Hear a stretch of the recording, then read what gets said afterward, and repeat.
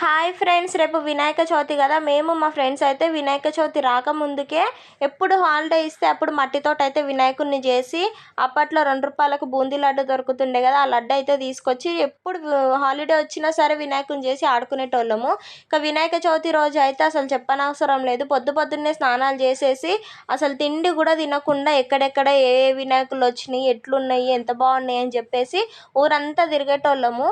ఇక వినాయక చవితి అయిపోయిన తెల్లారి నెక్స్ట్ డే స్కూల్కి వెళ్ళాలంటే మనసు ఒప్పకపోయేది. అబ్బా, వినాయకుడి దగ్గరనే ఉంటే బాగుండు, అక్కడే ఆడుకుంటే బాగుండు అని చెప్పేసి ఇక స్కూల్కి వెళ్ళిన మొత్తం ఇంటికాడనే మనసు ఉండేది, ఎప్పుడెప్పుడు వినాయకుడి దగ్గర పోయి ఆడుకోవాలని. ఇంటికి వచ్చిన తర్వాత నేనైతే హోంవర్క్ కూడా వినాయకుడి మండపంలో చేసేదాన్ని. మళ్ళీ బ్యాగ్ లోపల పెట్టేసి నైట్ అంతా అక్కడనే ఉండేటోళ్ళము.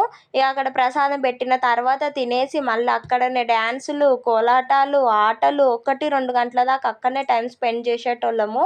ఇక నిమజ్జనం వచ్చిందంటే ఇక చెప్పనవసరం లేదు, ముందు నుంచే డ్యాన్స్ ప్రాక్టీస్లు అయితే చేసేటోళ్ళము.